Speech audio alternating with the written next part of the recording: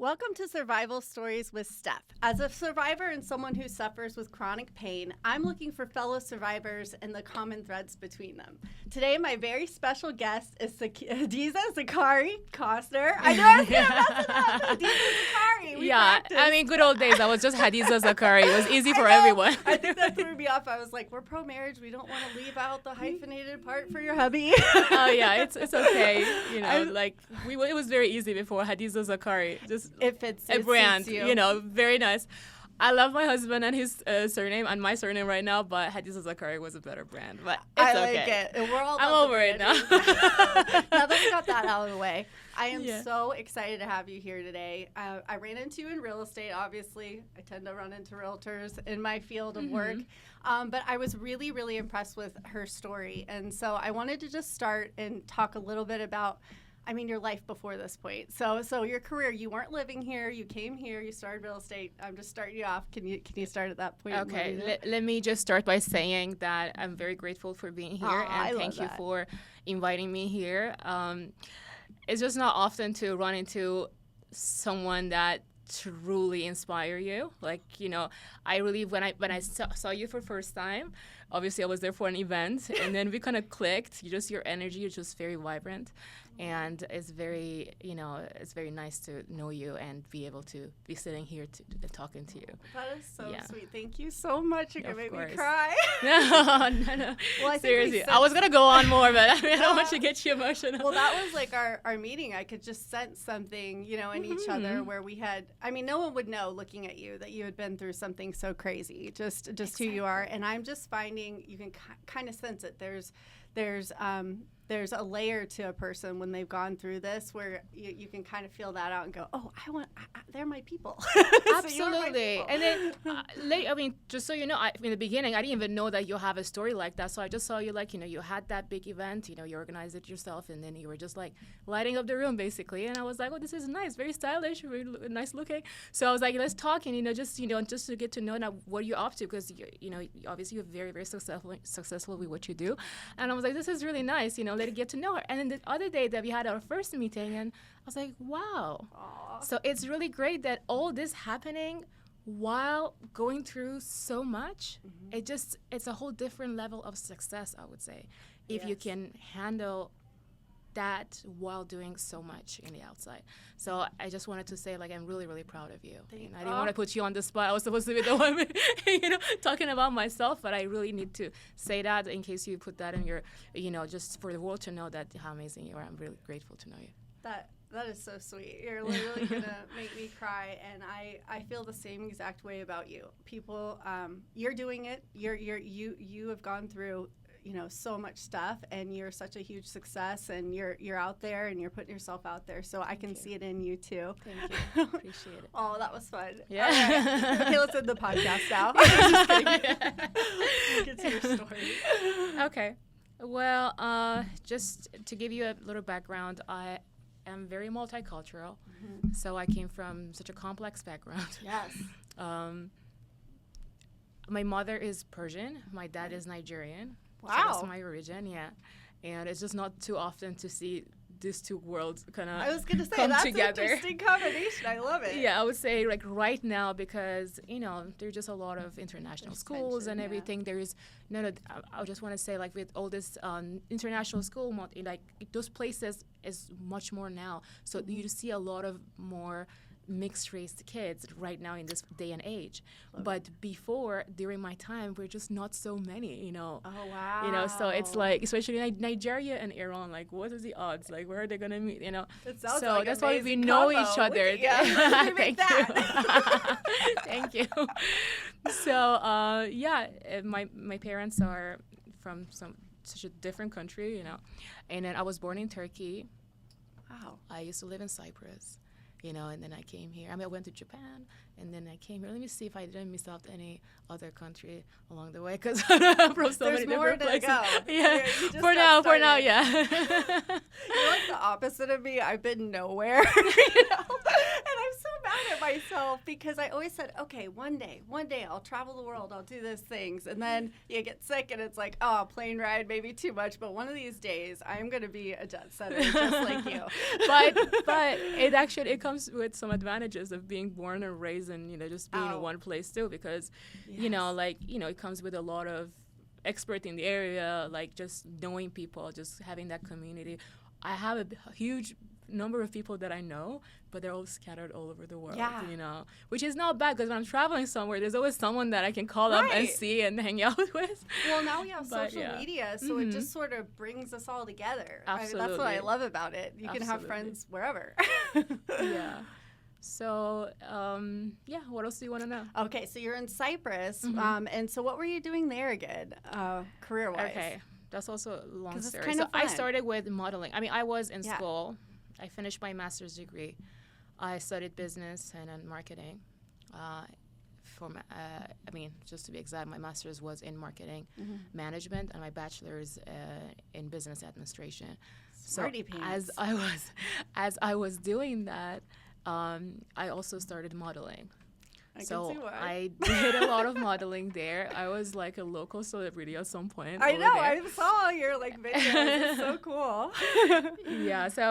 I was doing a lot of beauty pageants, modeling jobs, but I was also focused in school. I wouldn't say after that died down because it was always in the background of my life. Even right now, sometimes I do it just for fun. But I just kind of transitioned more into hosting events. I was hosting. I started my own event production company. Amazing. I know what it takes to put I think on I show big you event. I saw you a few videos of that. These are huge. Yeah. You do major events. That's I awesome. did really major, a lot of major events back in the days. And then, I started my own company. I did those events, and then was 2019 that I got hit by, a bus. No, I'm just kidding. It feels like it, right? It feels like a bus, yeah. That my world kind of, I wouldn't say collapsed, but paused. It pauses. I would rather use the word paused than collapsed because even from the day one, I knew it's just something that I'm going to overcome. Oh my gosh, that right there. Just not giving up, not staying stuck. But then it was a bummer because I was doing so much, and I was like, I don't have time to have cancer. I know. No. Cancer is so scary. It's a scary sounding diagnosis. All of it. It's just immediate kind of, I think, fear is what I picture when you get that diagnosis. Of course. And you're so young. And you're still young, but so young at that time. Yeah, I was in my 20s. Were you married then? No, I wasn't. So you're single. I was single. You got the diagnosis of cancer, and then what? You went through what did you decide then, treatment-wise? So let me just take you back to the day I got diagnosed. Yes, please. I always want to know. So, first started with me finding the lump in my breast. Okay. I just randomly found the lump. Was it a big bump, or did it feel like a grain of sand type thing? I know it's not. No, it was like 3 centimeters. Like it was this much. Okay, because they say sometimes it doesn't feel like a big bump. Sometimes it can feel more like a grain of sand or something small. So I always ask because you never know. It was. So I don't know how much visual I can give you right now, but I was not wearing a bra basically, and I was like, oh, it's so nice not to wear a bra, and I was like, oh, wait, why do I have something here that I don't have here? And then I kind of followed up immediately, and I talked to my gynecologist, and then we did some tests and stuff, and I just don't want to go so much into those details. No, of course not. But because is not the necessary part of this conversation. No. But long story short, they told me to come back in 6 months. And if I did listen to them, I wouldn't be here sitting down with you talking. And my daughter wouldn't be here as well because, it's productive, after the cancer, yes. So what was their advice to do? They said you're so young to have breast cancer. Okay. And you don't have a family history of breast cancer. Oh, okay. Because that's the information I was giving them. Also, as some part of it is on myself, because not a lot of time do you know what's going on in one part of your family. No. Like, I didn't know my cousin had breast cancer Yeah. when she was 27 until I was diagnosed, and then they came out and said, hey, by the way, this happened to us. Yeah. mind you, this is a women reproduction type of cancer and genes or all those things. They don't want to talk about it mostly because they don't want to portray that there's something wrong with them. Like women sometimes are very discreet about things like that, unfortunately, especially in some parts of the world. Wow. I'm imagining that's the reason that they didn't tell me, because that could have saved, I mean, that could have cost my life, or that could have saved my life, you know. Right. And so she's also diagnosed with BRCA1 positive, the BRCA gene that you know, I do have as well. But I was telling the doctors that I don't have any family history. And based on that, they were sure that, you know, this is probably a fibroadenoma, which is a benign, you know, like a cyst-like, you know, it's a solid, you know, but it resembles cancer cells, but it's just not that. And then they thought this is going to be the case for me because I'm so young and I don't have any, you know, family history. Just assumed. Blah. They just assumed. And they said come back in 6 months. And if I didn't insist that I know I don't want to wait 6 months because, okay, you're telling me like 2-3% chance of cancer. I don't want to risk that 2-3%. Wow. If you tell me if you get off the house, you're going to be hit by a bus, 2-3%, would you do it? No. You won't do that, you know. 2-3% is still a number, you know. I don't want to risk that. I want to know what is going on. What's the point of waiting? Right. You know, and then I kind of pushed that, and then that's why I'm sitting here. Because the type that I had was very, very aggressive. If I didn't catch it when I did and I didn't do the treatment, it would have metastasized very fast, and it was like a really high grade and the worst type of breast cancer, which is triple negative breast cancer. Yeah. I'm so glad you're here. Like, so glad you're here. I know you. that was probably so scary. And I mean, being single and young and like hit with that, what was the treatment recommended to you when you discovered it? So they removed the tumor. They did a lumpectomy. Okay.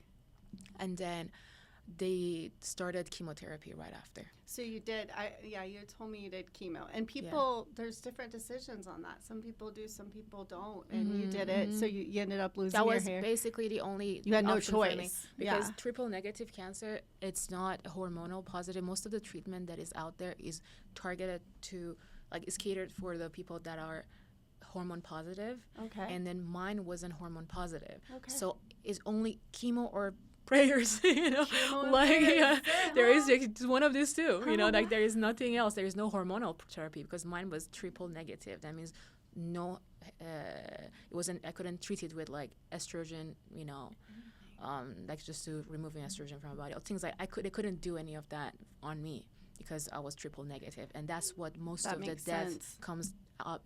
It happens for the triple negative breast cancer, and if those metastasize, they usually say 11% chance of, you know, survival after the metastasis. But and I caught it early. Fast. It grows fast, exactly. Like that's the crazy part is sometimes takes a long time. People are like, oh, I've got a while, and other times it just gets out of control. I'm so glad that you advocated for your own health. You were like, you know, I'm not going to listen. I am going to look into this, and I hear that so many times. Like people that have a passive personality, or they're just sort of going with. Well, that was my issue in the beginning. I was just kind of going and okay, whatever you tell me. And then finally it got to the point where I'm like, this is not right. There's got to be something more, you know? No, so I definitely advocated myself, definitely studied a lot, because I always say doctors study to pass and to become a doctor. I study to be alive. To live. So that's a very different, you know, intensive type. Because sometimes I was telling my doctor what I want to do, you know. That's a different type of passion. So I definitely recommend people to self-advocate if you think something is wrong. Just to kind of, you know, just talk about what's going on in your mind. Don't think that just because someone is a doctor or they're a nurse and stuff that you don't have the right to talk. They just know better automatically. It doesn't always work like that. No one knows you as much as knows your body as much as yourself. That is huge, what you just said. Yeah. I mean, you know when something's wrong. You feel it. And that's so frustrating when you're sitting there going, I know something's wrong with me. And for me, I think of doctors, and some of them are so fantastic, right? But then you will get those ones who you think, of course. Didn't you get into this to be curious? Don't you want to figure something out? Like if you have somebody sitting before you, don't you want to get to the bottom of it? But I think that they're taught in school, like, think it's a horse, it's not a zebra, it's not rare. Like, you're young, it can't be breast cancer, you're too young, or whatever it is. They just sort of have a box that they have some protocols that they have to follow. Yeah, and I didn't because want they can't be creative with treatment, because if something happens, then they're going to be liable. Obviously, I respect all the doctors and what they do. If it wasn't for them, I wouldn't be here. If it wasn't for science, I wouldn't be here. I didn't take a route of maybe just doing something just holistic and stuff. I did trust the doctors, and it got me where I am today, which I'm still here, thriving. So I respect all the doctors and what they do, but I'm just saying, if you feel something is wrong, don't just automatically think that, okay, I don't have a voice and the doctor knows better. You might know better. It's just I love that. It's crazy, because when you're sick, when you're really sick, I'm sure when you went through chemo, you started just not feeling good, right? And it's so hard to make those appointments or come up with what to say and all those things. How did you navigate that? Did you have people in your life that could help you, care for you? Yeah, absolutely. My mom, your mama, was and is my rock. I love it. Is I knew there had to always be there for me, and she basically was with me, was part of the entire process, and the bond that me and her have is very, very special. She's not just my mom. She's my mom. She's like my sister. She's we used to I had a clothing store, for a while. She's just like my business partner. She's everything, to me. And she definitely was there the entire process from the day one. And this was one of the reasons that maybe I had to stay strong for her as well. So I didn't have much time to grieve for what happens to me, because I had to make sure I'm strong for her, because she was looking at me and reading me, and based on whatever emotion that I show, her mood was changing just accordingly. So if I was now crying and feeling bad, then she would be panicking. If I was calm and collected, she would be calm again, so that's why it was a little bit exhausting in the beginning, because I was like, okay, now I don't even have time to feel that, because emotions. As soon as I feel the emotion, she's going to really be affected by it. And because of her, because I love her so much, and I know it would even affect her more than it would affect me if something happened to me, because I'll be dead, right? Yes. But she's the one that is going to, she has to live without live without me. Exactly. So I didn't want to. So that sometimes during the day, because me and her were living together at the time. So during the day, I was just a strong. And then when I closed the door and come to the room and stuff, I was just like, I could be me. And by me, I mean, I could be worried then. I could be sad. I could be, that's huge. I could be, I don't know how to explain it. Like, mad. I could let go. Depressed. Yeah, exactly. I could let go. Exactly. Yeah. And then I was following a lot of people on Instagram, that the girls that were going through the same treatment. It's so that's helpful. Actually where exactly that was a that's game your changer community. For me. I know. Isn't that weird? A game changer. Yep. That's why I want to put it out there. I do not keep that as a secret. A lot of people told me back in the day. I remember even talking to one of this. It was the owner of one of the newspapers in Cyprus, because as I told you, I was a lot in the public eye. Yeah. So they told me, like, are you sure you want to say that? Because if you do say that you're a cancer patient, they will tell you, like, oh, she's just so hot, she's beautiful girl, blah blah blah, but she has cancer. You know what I mean? She becomes like that cancer patient, not like that maybe, whatever persona that I have. So you're like, are you sure? I'm telling you this because I just don't want you to make a mistake. Are you sure you want to go public with that? I said, yes, absolutely, because it will help some other. I owe this to people. Right. That's how I feel. Exactly. Honestly. And it doesn't take away from me. Good. Like, I had cancer, so what? Like, like, it's not. It's sad that some people would think that, and there are. I will say there are people out there that will see us sick or going through something, and they're like, okay, that you're not able to give me what you could give me before. And so you kind of see that, and you're just like, okay, I got my people that are there and that can support me, and you have to use a good filter. But what you said really, really stuck with me about how you had to kind of like keep it together, because you don't want the people around you to be hurt or scared. Exactly, yes. And caregivers, like my husband is so amazing, and we should do a caregiver episode and have your mom and him on, because it's to me it's such a big deal what they do for us, and it's so hard to watch your loved one suffer. but I do think that it's a lot of pressure on the sick person to try and perform, you know, the way that you think other people should see you, you know, and so it's tough. It's like other people perform pain, you know, they'll like, so people look at me and they're like, I can't believe you're in like a level 8, 9, 10 pain right now. And I'm like, yeah, it's I'm not just gonna write used to on it. your forehead that you're in pain. People who go through it, they just learn how to navigate it. And so I think just sometimes it's just a different lifestyle, and we have a different strength that I know I have a strength now that I never would have had if I didn't go through this ever, you know, and I thought I was a tough girl before. I was not tough before this, you know, so we can take the good lessons from it and all of that. So your mom helped care for you. You had to go through chemo. You lost your hair. You don't even seem to care about that. Like, to me, that's such a big deal for girls. And you're just like, whatever. Like, I'm so proud of you. So you have to realize the environment that you're in at the time. Like, you're thinking, you're thinking about your life and okay, so let me even put it this way. I used to worry about so many things, right? I was running businesses. So I was like, okay, this is going to happen, that's going to happen. What's next? What's that? I was just in a very fast life at the time before this happened. And when cancer happened to me, or sometimes it happened for me because it taught me a lot of things, but that's another conversation. But when cancer happened, all the problems that I thought I have, or all the things I was planning and stuff, it all became one. Oh, one. So it's like, okay, now nothing else matters, and nothing else is even a problem. Right. So I only had one problem. Beat that cancer. Everything can wait. I can revisit everything, but I have one problem, and that's cancer. My job is to make sure this is gone. This is just a part of my life. I love it. You're going to help so many people. And I always say, and I know you feel this way, and I say this to everyone listening, if you are someone who's struggling, or you got a new diagnosis of some kind or whatever, message us. That's what we're here for. Exactly, that's the only reason we do this, is to help others. So that's amazing. So losing your hair, you didn't skip a beat, which I'm so proud of you. Well, it's not as simple.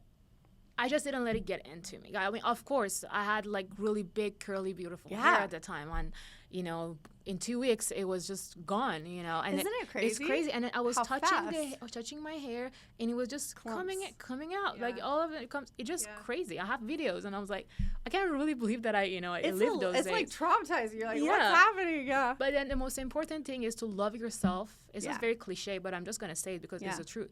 Love yourself in every stage of your life, and be kind to yourself. Can you say that for the people in the back? Yeah, it's just to be able to love yourself and make sure that you be kind to yourself, give yourself that time that you need, So all these things will come back at some point. These are just the symptoms of your treatment.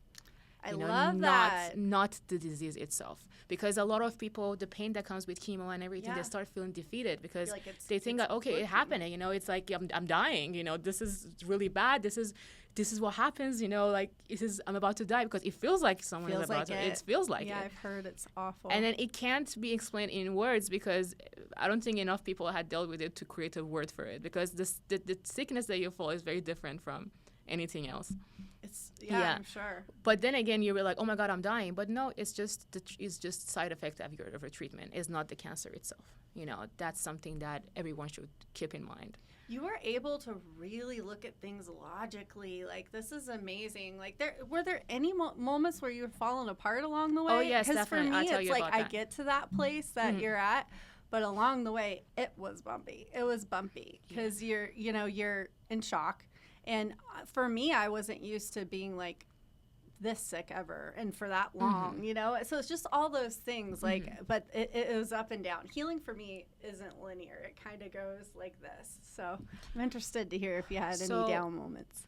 My down moments started, I tell you the first time it really hit me was, I told you at nights I would go in the room and kind of, be able to grieve my problem, And the Instagram friends that I found, the girls that were going through treatment, which some of them are not even with us anymore. Oh, honey. Those ones are the ones that kept me going.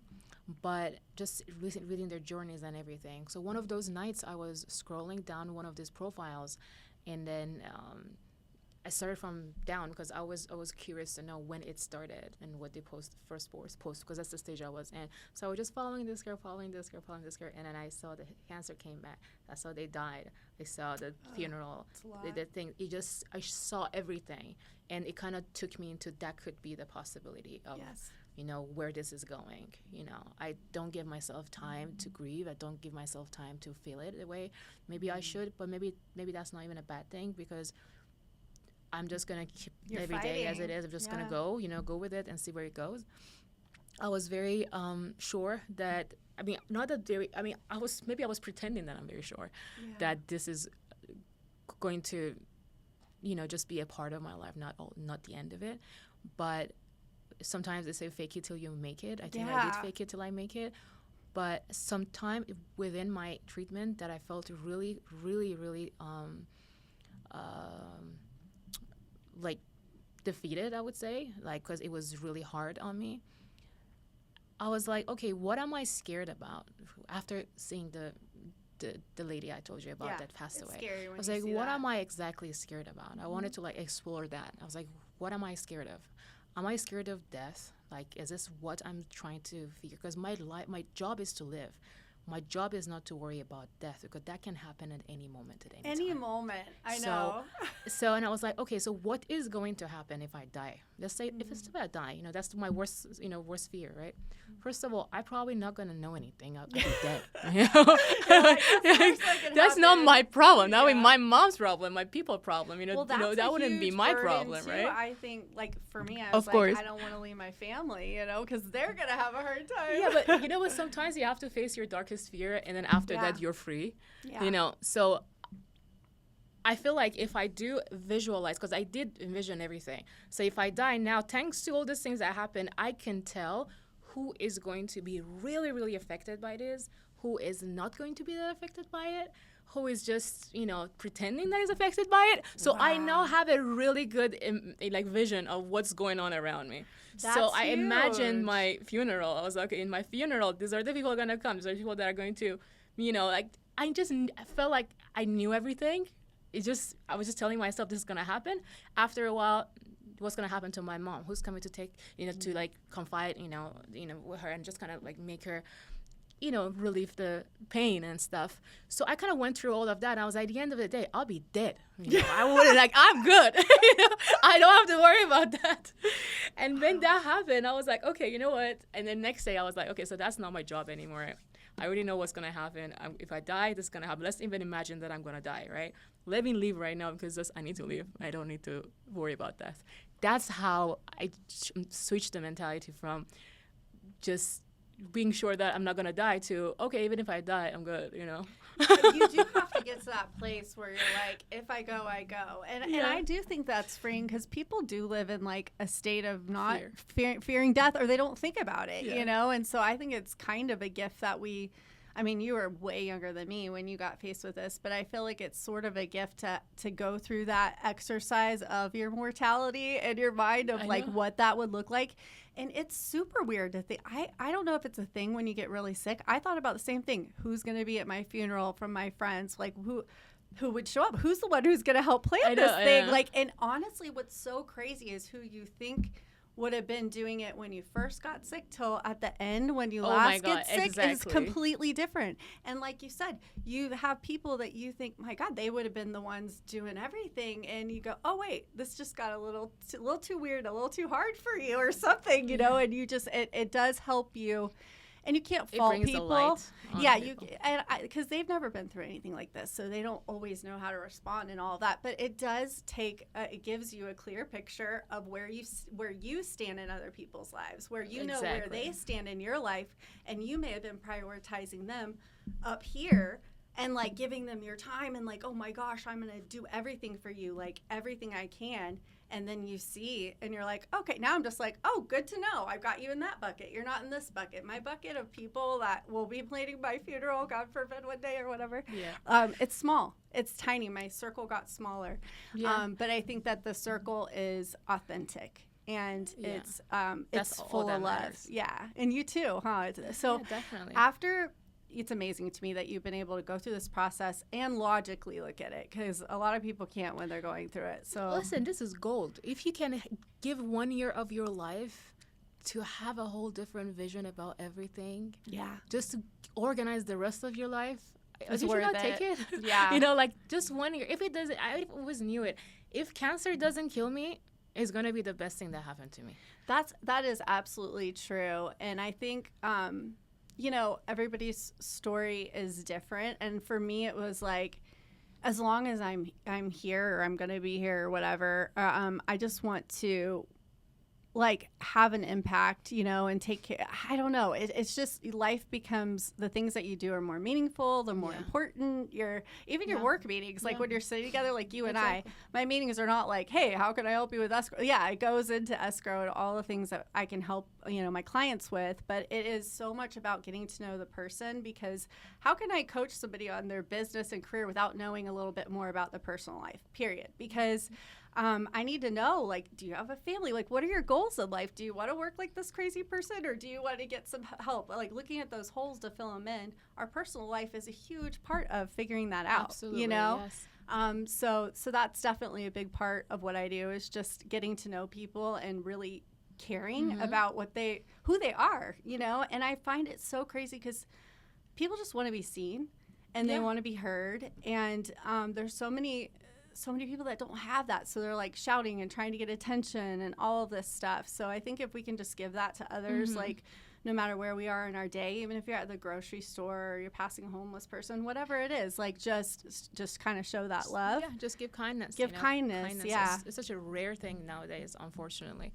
But even when was going through cancer. Okay, let me talk a little bit about my husband here. I was just getting to go there. You met him right? No, I met him 2017. That's 2 years before my cancer. Okay.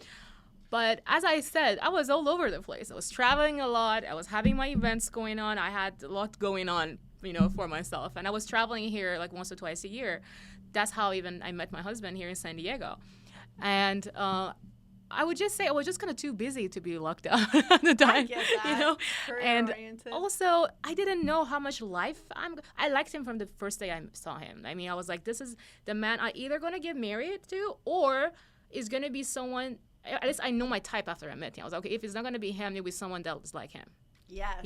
So I had that initial attraction between us. And his follow-up game is very strong. He was texting me and calling me every single day, when I was away. What's his first name again? Eric. Okay, yeah. Eric Foster. Shout out to you. Shout out to your follow-up. That's why I want him to become a realtor just like me, because his follow-up game is very consistent. Really cool. He locked it down. He locked it down, and he was... obviously, like, we were not living even in the same continent at the time, but his love was there for me. He was showing support, and that's why I was saying to myself that now it's important who I keep beside me, because I want quality. I don't care about quantity anymore. Like, maybe before, in the very beginning, maybe, I don't know, the first time, sorry, maybe you shouldn't watch this part. Maybe he was a holiday boyfriend in the beginning, but it just became more real because he actually placed himself like that in my life. He showed that he cares. He was consistent. Well, for somebody to walk through that with you, yeah, and then I got cancer, and then I was like, okay, let me see who I want to spend. I don't know how much longer I have. Sometimes I would joke with him. I was like, I got married to you thinking I have only 3-4 years. Now I'm like, I didn't know I'm going to be here for another 8 years. Now I don't know how I'm going to feel about it. No, I don't know how I feel about it. I'm not exactly yeah. But so I was like, I want real people. So who are the real people around me? The friends I kind of curated, as I think we discussed this before the first time me and you actually sat down and talked. We have A friends and B friends and C friends. Yeah. And your A friends are usually very consuming. But that doesn't necessarily mean that they're just going to be there for you no matter what. They're just all over the place, all over your life. They're just always interacting. But most of the time, it could be that they're taking, but you don't even know because you feel like you're bonding, you're creating something. But if someone like me, I never get into something that people want to help me with. It was just that one time. And then that one time showed me that it's probably not as reciprocated as I thought it is. So then my B or C friends kind of like changed, they kind of swapped. And I was like, I do have a lot of great people in my life. I'm blessed to know so many great people. And like, it's really, really, it's a blessing, to be surrounded by these people. It's just that it was my fault that I didn't organize it in a way that those people would get much more of my time than maybe some other ones, Well, they're not coming to you with problems all the time. I mean, in life, my best friends are my girlfriends who are like, oh, I haven't talked to you in a little bit, but like still here, can pick up right where we left off because they get it. Like, you're going through so much stuff, but those are the friends that you tend to like maybe not call all the time and check in with because you're like, busy with the other one. Like, we're good. We'll just reconnect and whatever.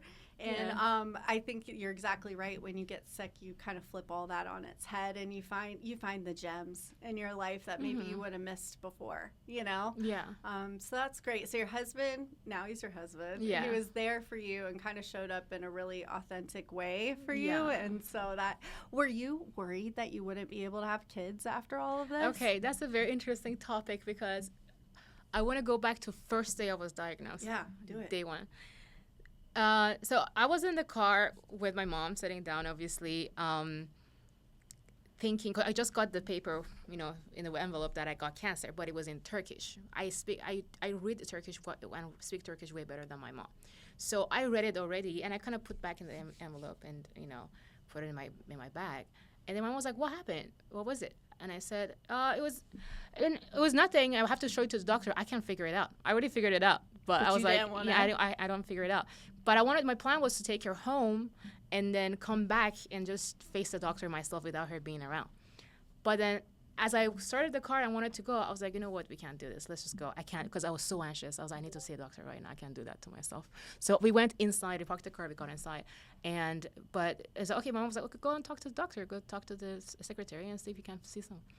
And I said, no, I want you to sit down here with me, and I want to chat with you before going inside.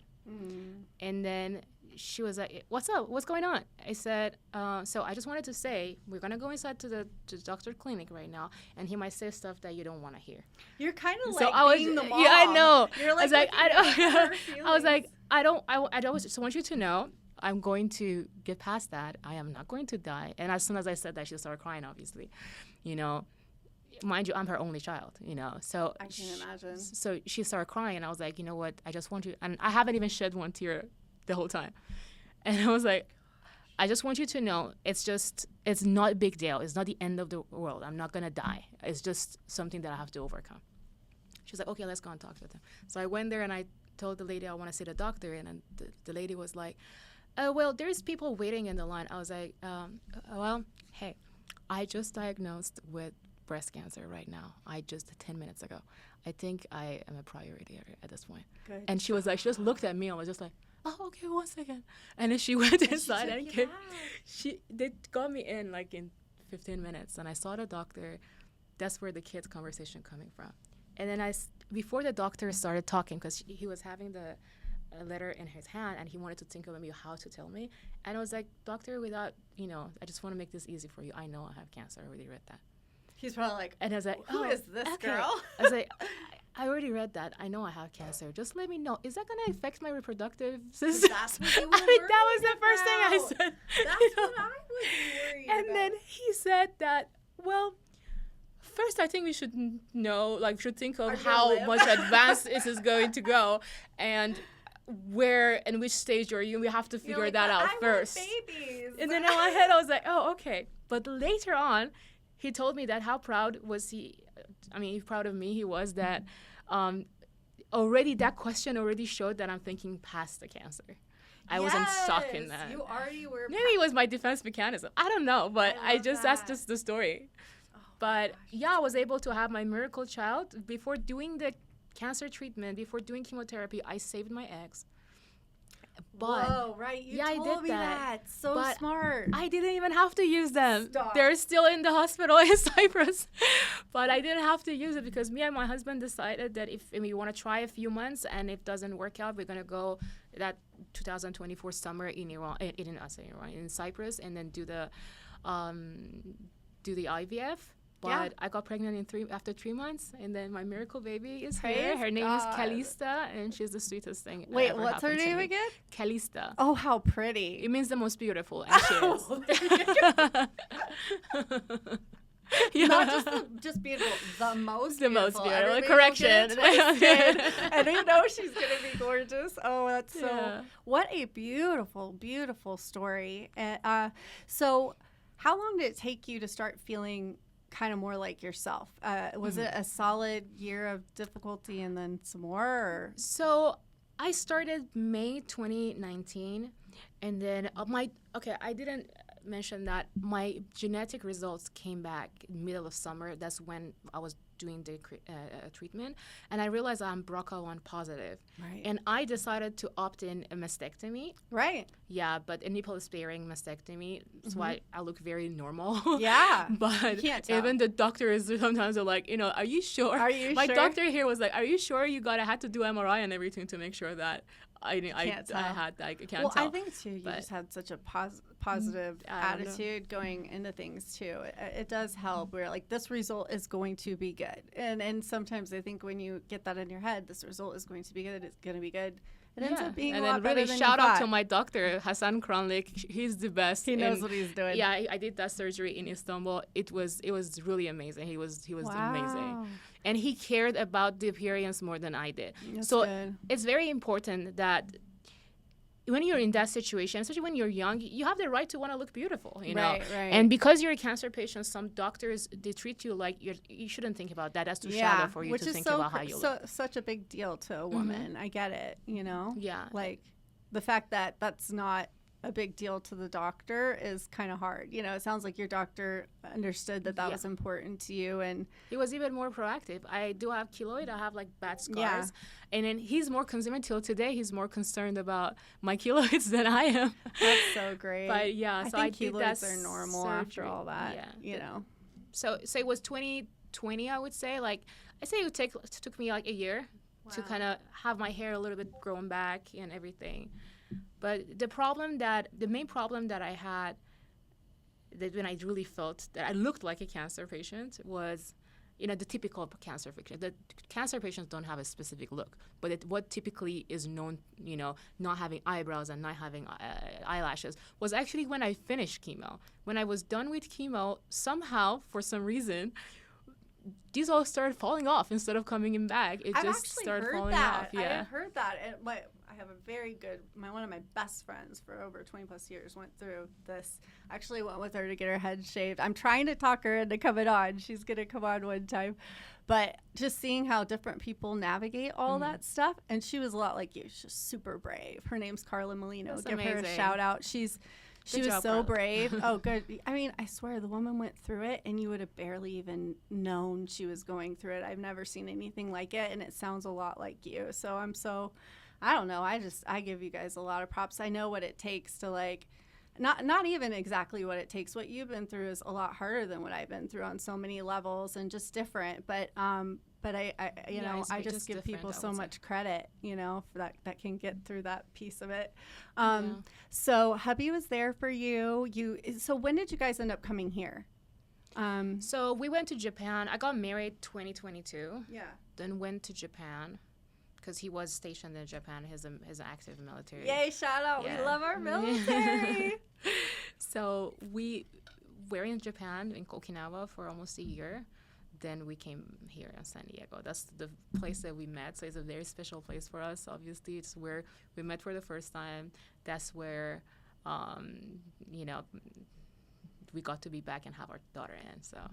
Oh my gosh! This is home right now. I'm not going anywhere. I don't want you to go anywhere. I mean, of all the places to end up, San Diego is just amazing. I swear, I will never get over living here. It's just the most beautiful place. And then with what we do, we're doing real estate, obviously, and that kind of makes us know a lot of people and get to meet a lot of people and create our own community and just see so many amazing people along the way. And that makes this place feel even more like home since I started, actually like being all into real estate, and now I have a community of people that I really care about and know. I think it's a natural segue for you. Honestly, you've already built a lot of the coaching I do with people is like, let's build up your social media presence, and you've already just done that. You've already done events. You got more talent in your pinky finger than most people do in their whole body. Thank you. I'm excited to partner with you and watch kind of where you go in the next few years. I can tell it's going to be awesome. I feel like people are brought together for a reason, and you're like you said, those girls online that like got you through it, like that gets me through it when I get to meet with people like you and be like, oh my gosh, like she did it, look at her, she's through it. Like for me, it's so nice to see people who are all the way through. I still go through my flares and get down. Or have bad days, but I just when I get to have a day like this, it's not a bad day. When I get to talk to somebody and they inspire me, and you definitely inspire me on so many levels. So this is a lot of fun. I could literally like talk to you forever and ever. I'm gonna have to have you back, and thank you so much. You're such a beautiful beautiful person on so many levels. Same. And I feel so the same like about you just got all this flavor that I don't have. You traveled everywhere, and you got all this fun we gotta stuff. travel together then. You gotta show me some fun things I'm missing out on, I should take you to Cyprus one day. Florida girl, grew up in Florida, didn't see any of this cool stuff. So, it's pretty funny. I grew up in Florida and then got moved to California. So, I get why I don't go many places because that's where I've lived. But why would you go? You have everything places. you need here. Exactly. It's actually amazing. I said to you, I've been everywhere, but this is home for me right now. I'm not going anywhere. I'm just staying. Let's put down some roots and watch it grow, and all of that. Thank so you. I love you so much. This was so fun. I gotta I'm so proud of you. All right, well, thanks, and we'll have you back again, my love. Thank you guys so much for joining us. As always, I have to thank my friends at TPS. I could not do this without them. Right now, they're offering an $89 TC fee. You can try them out. I don't see why you wouldn't. Give them a shot. And thanks again, guys. We're so happy that you could join us today.